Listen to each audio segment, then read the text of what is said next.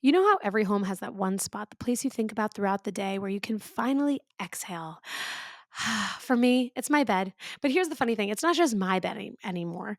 Be honest, who in your house tries to sneak into your bed the most? At mine, it's a toss up between my husband and my daughters. And I get it, like it's technically my husband's bed too, but it's my bed. But I get it because of the Cozy Earth sheets, and I have the silk comforter and the linen duvet cover on the silk comforter. It's like being the VIP lounge of the house. It's like sleeping on a cloud and being wrapped in a cloud hug. And I just love it so much. In fact, as I'm sharing this with you, I want to go and lie in bed right now. Their sheets, as I've shared with you, are made from viscose from bamboo and they naturally wick away heat and moisture so you sleep several degrees cooler. That means even on those nights when it feels impossible to get comfortable, I actually wake up refreshed. Thank goodness, because I need to wake up feeling that way. And it's not just the blanket. Of course, you can get any of their blankets, like the bubble cuddle blanket, or as I've shared, I have the silk comforter. It's a really true full on experience. The bubble cuddle blanket, in fact, has such a plush texture and mid weight feel that it's perfect for curling up in the bedroom or draped across the couch as a cozy centerpiece for all of your guests. And we're approaching fall, which is my favorite season, and then winter is my second favorite season. So that means that it is the perfect time to cozyify, as I like to say, your homes. And honestly, it makes those mornings when you just can't get out of bed even harder. And that's kind of the point. When life feels stressful, that's the spot I can't wait to retreat to. My Cozy Earth bed feels different. It's where my comfort and comfort for my family lives. And once you try it, I guarantee you'll never want to go back. The best part, of course, is that there is zero risk. You get a 100-night sleep trial. So if you don't love it, you can send it back, though I promise you won't want to. There is also a 10-year warranty because once you feel this level of comfort, you want it to last. So do yourself a favor, head to cozyearth.com and use my code HUMANHR for 40% off. And if you get a post-purchase survey, let them know that you heard about Cozy Earth right here, because your bed should be more than just a place to sleep. It should be your happy place too. Cozy Earth makes that possible. Welcome to the Bringing the Human Back to Human Resources podcast. I'm Traci Chernoff, and I've spent my entire professional career in HR.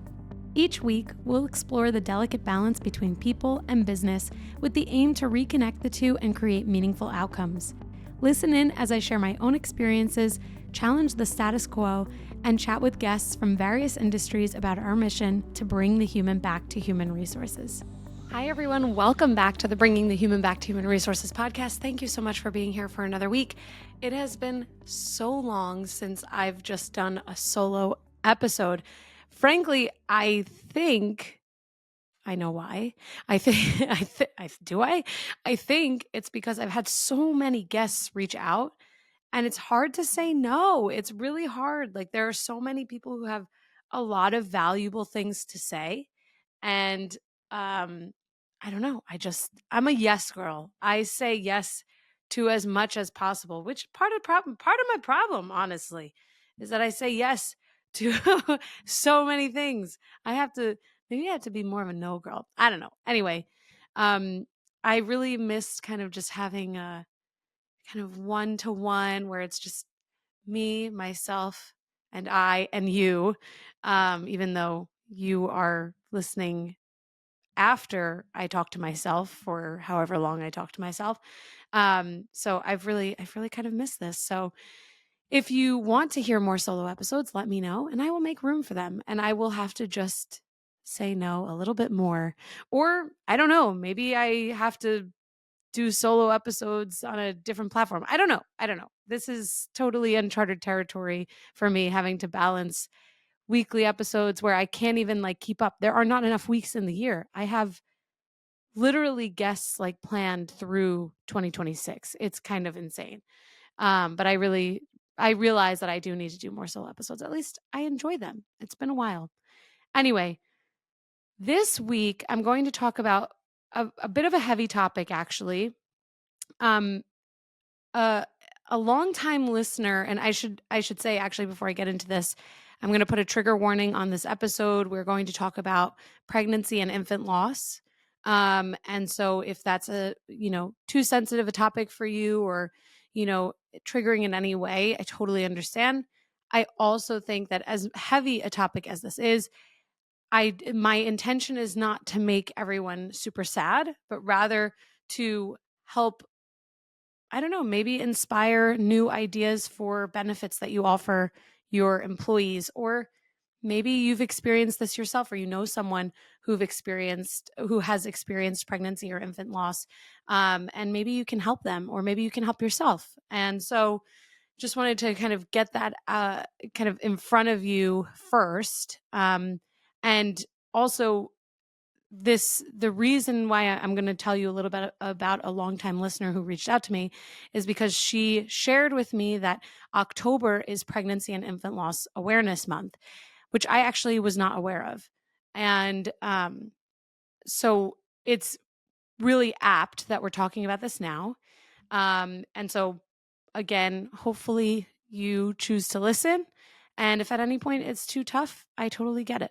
I totally understand. So let me tell you a little bit about why we're talking about this week. A longtime listener and HR professional reached out to share her extremely powerful and deeply personal story. And she reached out to me over email. And she shared in her email that earlier this year, she lost her newborn son after giving birth super prematurely. And through her own experience in navigating grief and returning to work, she discovered a significant gap in how organizations support or don't support parents who experience pregnancy or infant loss. And she shared that while her own employer showed extraordinary compassion, which is really fabulous, many others are met with misunderstanding or even insensitivity. And too often, grieving parents return to work before they're ready, expected to perform as if nothing had changed in their lives, without thoughtful guidance from HR or leadership. And she hopes to raise awareness within the HR community and suggested that this podcast might be able to feature this topic, especially during Pregnancy and Infant Loss Awareness Month, which is the month of October, which we are very deeply in at this point. Her vision includes helping HR leaders and managers understand how to approach loss that parents experience with care, prepare for their return to work, and connect them with meaningful resources beyond the standard EAP or Employee Assistance Program handout. She's already begun using her voice to educate others, coaching parents through their return to work and helping them understand their rights. And she's building a foundation in her son's memory to continue this mission. Her message was filled with compassion, purpose, and a desire to turn personal pain into positive change for others. And that summary of her outreach to me is barely scraping the surface. I received her email a number of months ago, and I found it quite difficult in the moment to respond. And I thought about her every week since then, and it took me quite a long time to respond, not because it didn't impact me, but actually because of how much it impacted me. As a mother, I can't even imagine what she must have gone through, what she continues to go through. And so I had to get to a place where I could do this topic justice and also reach out to her in a way that was that met her vulnerability exactly where I needed to meet her. So to the listener who reached out, you know who you are. Thank you so much for your email, and thank you for sharing your story, and thank you for allowing us to talk about a really important topic. So let's break this down a little bit. You know, of course, as mentioned, October is Pregnancy and Infant Loss Awareness Month, and actually October 15th. So I'm recording this on October 16th, but I learned in some of my research that October 15th is the Remembrance Day. So Pregnancy and Infant Loss Remembrance Day. And I think that it's probably safe to say that all of us likely know someone who's been impacted in some way by this, by loss of an unborn child or an infant.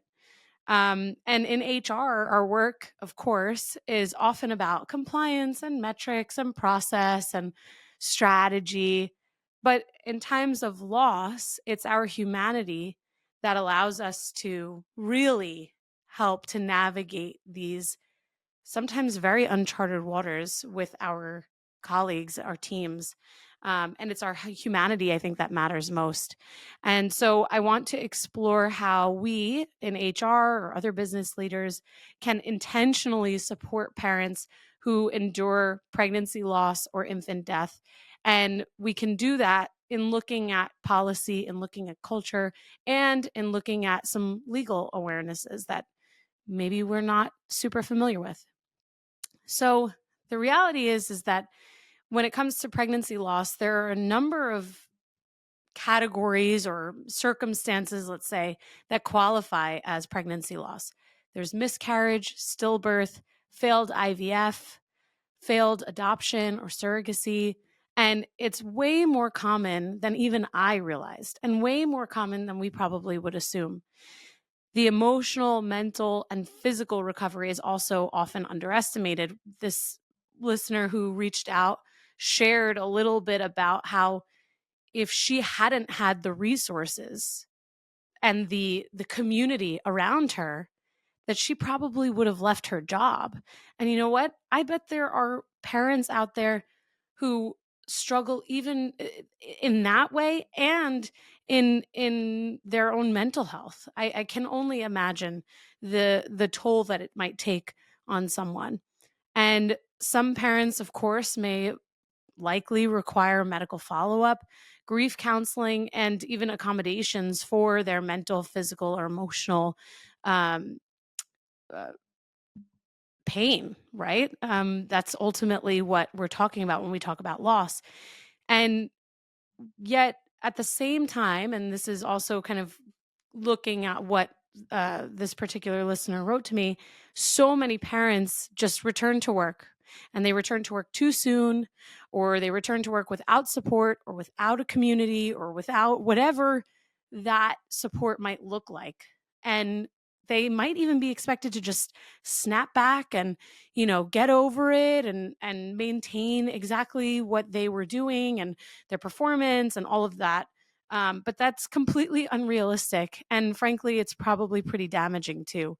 Um, and when I think about the implication of someone experiencing this type of loss and then relying on their employer to understand how to navigate that loss with them, there's a lot of risk in my mind because there's so much opportunity for a poor response from leadership and a poor response from HR. And I even think about things that I've heard when people have had loss, like, your bereavement, your standard bereavement that see more, maybe more frequently, or that you hear about more frequently, which is loss of a parent, loss of a spouse, loss of a sibling, whatever that might be, right? And there are leaders or HR leaders who might say, well, they should get over it at this point. They're taking too long. They're taking too much time out of work. And I just worry about the risk of that happening when, not everyone is a parent. Not everyone experiences this. And maybe they lack compassion for this type of loss that someone might be experiencing. So this ultimately, the risk there is that it can add to additional trauma, frankly, for these folks who experience this type of loss. And one of the things that I think is really important to note is that, and I'm looking for the statistic here, is that 1 in 4 pregnancies ends in loss. I was totally shocked to read that statistic from the email that this listener shared with me and sent to me, and shocked to continue to read about it, even though, like, I already read it, right? She sent it to me. I read it. I was like, whoa, that's insane. And then to continue to see this metric in different ways, sometimes you think about 1 in 4, it's like, what is that? 25%. You put 4 people in a room, 1 person experienced it, statistically speaking. It's just really, really stark. And I think that when we think about that, it helps us hopefully to understand the prevalence and the importance of supporting people who might experience this or might have experienced this in their lives. And I think part of helping and supporting people in our, first of all, leaders and HR leaders might experience this themselves, right? So there is a an element here where again we can kind of understand this. HR is also the employee type of, predicament, right? Where maybe someone who's the decision maker on some of these things is also the person impacted by these things that we either roll out, whether they're benefits or leave options, whatever that might be. But there's a practical framework that I think we can apply here. So first, when we find out that someone has experienced loss, there's of course this element of like, how do we support them in taking the time that they need? And we'll talk about that from a regulatory standpoint and law specific standpoint and from a US framework. But let's assume they've gotten that support, right? There's this stage of what happens before they return and while they're on leave, what that looks like. And the biggest takeaways I think are that we have to stay in contact in a compassionate way. We shouldn't be overbearing, we shouldn't be micromanaging. We should probably ask how they prefer communication, how frequently they prefer communication. We should be offering flexibility for medical or mental health appointments and set up a one-on-one meeting when they're ready to return and give them a bit of control over their timing and their boundaries and what they need. And ultimately, when it shifts from the pre-return to actually returning, the having a private conversation before they rejoin, which hopefully is focused on a ramp up process and this there should be a collaborative approach to this. And frankly, this is important even when someone's returning from maternity or paternity leave, that when people come back there has to be this collaborative, okay, what does your ramp back up look like? What's reasonable? Are you coming back part-time to start? Are you coming back reduced hours? Are you coming back full-time, like full speed ahead? What does that look like? And to clarify if their loss is going to be something that they plan to communicate or that they want to communicate, because this is a medical condition, a medical circumstance. And so it's important that confidentiality is considered here as well. There is definitely no one size fits all approach to handling this. And everything kind of relies on this, again, this collaboration and how the person feels returning. When they're on the job and when they're back, there should be check-ins for sure. There maybe we consider for these folks having mental health support, schedule flexibility, therapy times, things like that, reduced workload. And also, there has to be some element where managers are trained on how to listen, how to validate feelings, and how to avoid harmful phrases. And this, I find, is best executed when managers are given a bit of like a talk track or scripts, because that's how you can kind of coach a little bit. And it also helps them to understand the empathetic approach that they need to take. And then, naturally, there's this additional layer here where we can think about reproductive loss, pregnancy, infant loss in bereavement and leave policies, explicitly stating those things. In my research, I was finding that when those types of losses are explicitly stated, people are generally a little bit more open about saying they need that time.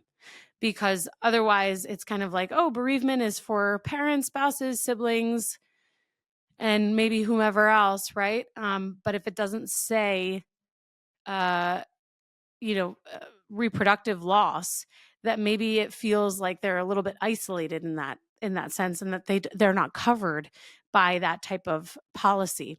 And so creating that type of explicit policy can potentially help in people feeling more supported. Depending on the size of your company, if you can create peer networks or a a lost parent support group. This is also something that can really help people as they acclimate to their new way of living. And then also, of course, sharing external resources like grief support, loss specific therapists, other types of group therapies outside of work, or group networks outside of work, that can also be really helpful. And again, a formal loss leave policy or policies around bereavement time for reproductive loss can help, again, signal this element of psychological safety, and normalizes the conversation. And finally, when we think about communication and training, you know, there's an element here where we have to train ourselves, and we have to learn ourselves how to best support people like we're doing today. I've learned a lot, for example. But then also, how do we take that learning and then train others? How do we train HR and people leaders and other, people within the business, maybe every year, maybe every other year, depending on the need. And naturally, as you look to update your handbooks and your policies, including things like this can be really important, and it is really important. Um, Maybe there's an opportunity to invite a guest speaker, um, whether it's a parent or a grief counselor, because again, when we think about the prevalence of 1 in 4 pregnancies ending in loss, that's pretty significant. And it probably suffices to say that you'll have a cohort interested in hearing more, especially if we think about, okay, maybe 50% of the workforce is female. um, if 1 in 4 women are experiencing pregnancy loss, it's pretty sizable. So let's shift gears a little bit and talk about some of the legal and regulatory considerations here. Again, this is a US focus. I know that there are countries around the world that do a really good job of looking at reproductive loss as part of their regulations and part of their considerations in terms of where the law protects people. But it is definitely essential for HR, no matter what nationality, to understand what the law requires and where organizations can go above and beyond that regulation. So, of course, from a federal and national level, FMLA, or the Family and Medical Leave Act, does frequently qualify, not frequently, but pregnancy loss does qualify, or often qualifies, as a serious health condition. I think that it probably depends on where in the pregnancy it qualifies. I think that's why the language says often qualifies. So if this is something that applies to you, or you're interested in learning more, I would certainly encourage you to reach out to your benefits provider to learn a little bit more. Benefits and leave provider. But pregnancy loss often qualifies as a serious health condition, making the employee eligible for up to 12 weeks of unpaid job protected leave if they meet the eligibility. Eligibility conditions, of course, mean that the employer has over 50 employees within 75 miles, and that the employee themselves have worked 1,250 hours and they've been employed for at least 1 year. So if all of those things are met and the pregnancy loss qualifies as a serious health condition, then they likely would be eligible. There's also the Pregnant Workers Fairness Act, or PWFA, which requires employers with 15 or more employees to provide reasonable accommodations for pregnancy, childbirth, and related medical conditions, including those arising from a pregnancy loss, unless there's undue hardship on the business. Naturally, any business can argue that there's undue hardship. However, I would hope that businesses would see this type of loss as one that it would benefit them to make the accommodation. Um, and leave or time off can be an accommodation, for example, if it's reasonable. And reasonability, of course, as we know, is very subjective based on the business and based on the needs of the business. But this is where you should know your rights, and you should know exactly what you might need, so that you can lean into to these acts that are set out to protect you and provide you support. There's also the Pregnancy Discrimination Act, PDA, a different kind of PDA to add some levity here. um, and so the Pregnancy Discrimination Act says that miscarriage or other pregnancy related loss is considered a pregnancy related medical condition. Employers cannot discriminate or penalize employees for needing recovery or leave. So this does protect people from discrimination. And so when we think about this, I'm talking a lot about pregnancy and pregnancy loss, pregnancy discrimination, things like that. If it comes down to someone experiencing infant loss, this is where bereavement policies are going to be really important, and we'll talk a little bit about that. But I do think this is where there's a bit of a gray area, because infant loss, any kind of loss, can then result in mental health challenges, struggles, right? Physical, mental, and emotional, frankly.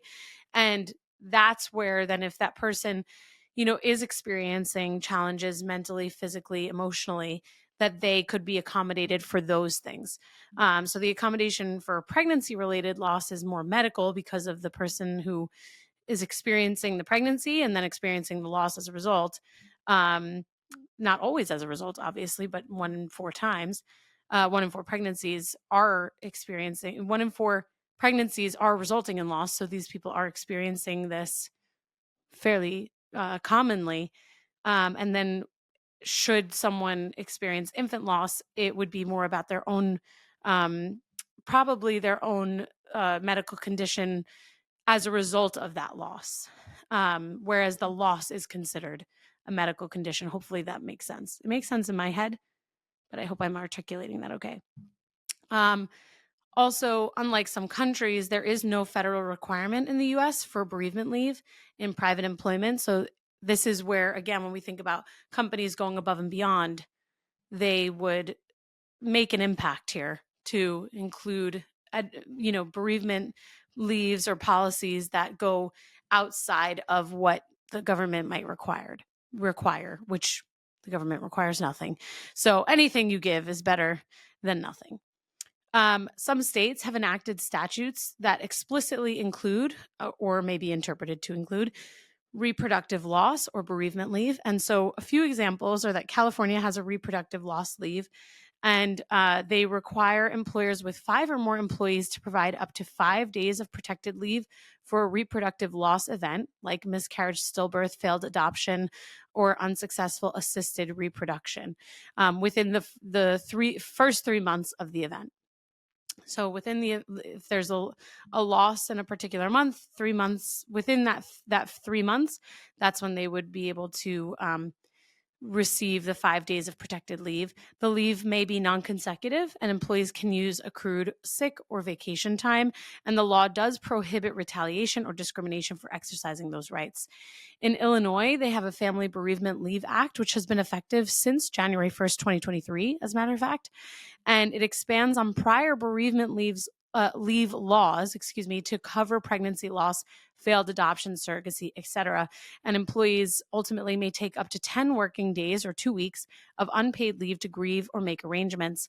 And employers can request reasonable documentation, of course, but employees don't need to disclose the nature of the event. In Oregon, there is a requirement for employers with 25 or more employees to provide up to 2 weeks of unpaid bereavement leave per event. And those days of leave, or weeks of leave, I should say, must be taken within 60 days. So again, when the loss event happens within that first 2 months. I'm going to continue with a couple other states here. Washington State says that all employers must provide paid bereavement leave in certain cases, including pregnancy loss. And in Maryland, employers with 15 or more employees must allow the use of accrued leave for bereavement. In other states like Colorado, Tennessee, etc., they have introduced or debated bereavement or reproductive loss leave laws. So I didn't go too deep into every state because there are 50. But I would encourage you to, wherever you have employees, look at what their reproductive loss laws are, what their bereavement leave laws are, so that you can best support the teams that you have in those locations. And if you yourself need support or need access to this type of protection, you should certainly know the rights that you have based on the state that you reside in. Um, in many states, leave under bereavement statutes is unpaid, as we can understand. However, employees can often use accrued paid leave.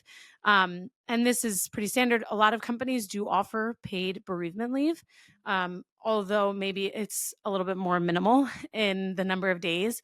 But I would argue that pregnancy and infant loss probably require a few more days than your typical bereavement leave, because it is so not, I mean, certainly loss can be very unexpected, um, in any case, right? Unexpected, untimely, all of those things. But it does maybe feel a little bit different if it's pregnancy or infant related. Um, but maybe that's just because I'm in the throes of this topic right now.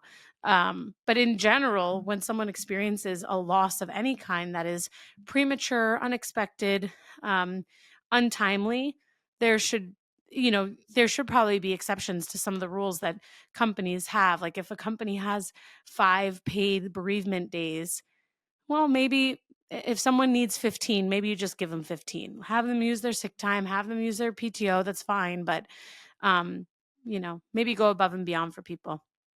Um, when we think about some of the legal considerations here, I just want to mention that if an employee's grief or recovery qualifies as a serious health condition, denying their leave or accommodation request under the FMLA or Americans with Disability Act, ADA, could lead to legal exposure. So make sure that you are really thinking through everything and potentially taking a partner, either in an additional HR partner or a legal partner. Mental health or depression post loss may also entitle accommodations under disability law, which is kind of what I was talking about when it came to the infant loss side of things. There's a lot of intersectionality in this topic. So be really mindful as you make your decisions, so that you can make sure that you're not only compliant, but also reasonable. And when it comes to documentation, some states allow or require reasonable documentation, whereas others do not require proof. So be really clear about the state specific requirements here. And then finally, denial of leave, a demotion, negative treatment after a loss may all violate the Pregnancy Workers Fairness Act, PWFA, the Pregnancy Disability Act, PDA, or state anti-discrimination statutes. So again, be really, really specific, intentional, clear about any decision that you might make.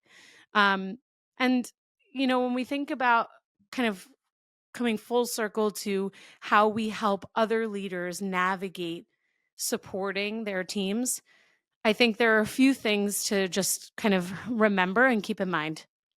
Again, 1 in 4 pregnancies ends in loss. And when we think about the language that we attribute to someone sharing with us that they've experienced this, language matters. Avoid phrases like "you should be over this." Avoid phrases like "you can move on."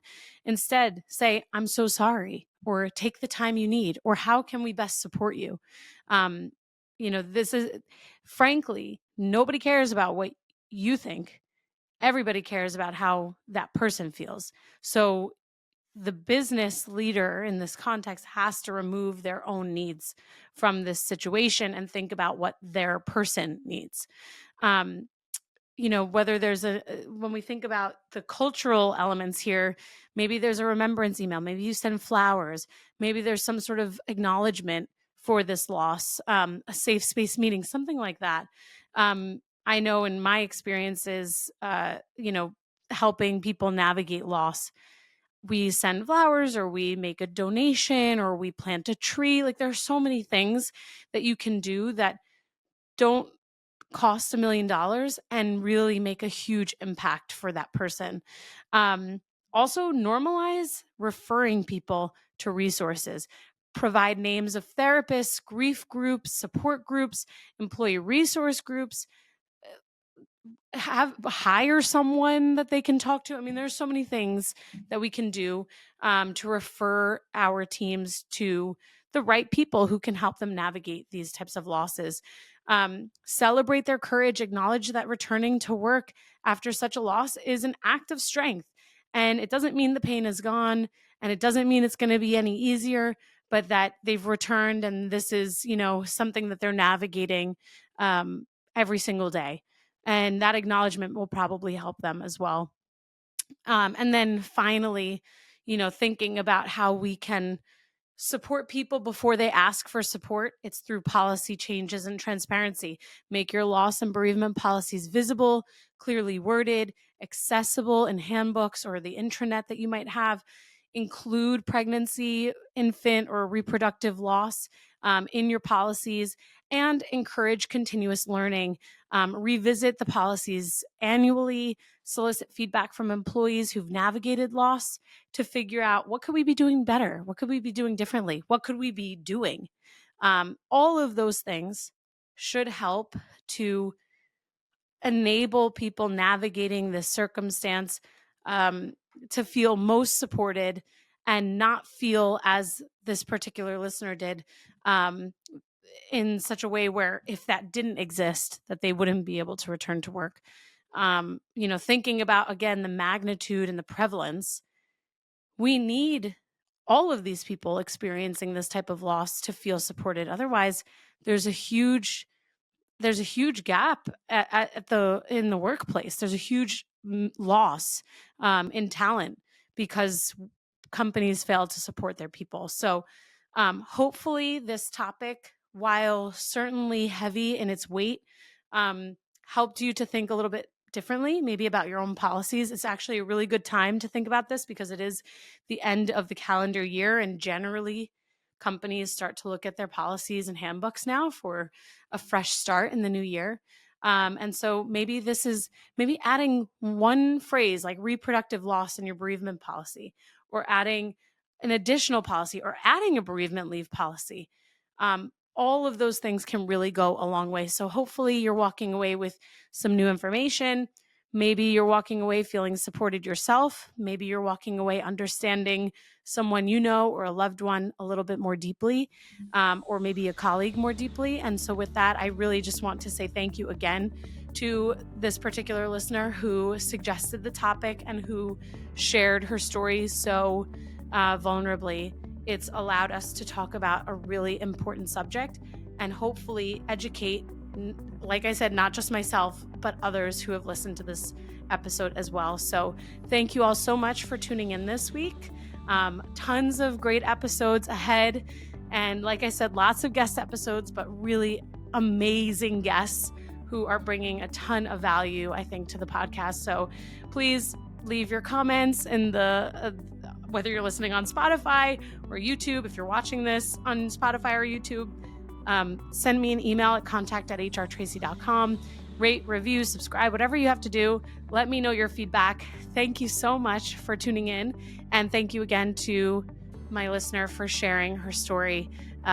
We will chat soon. Take care, everybody. See you next week. Hey, just before you go, don't forget to subscribe to this show so that you are the first to hear when an episode drops each week.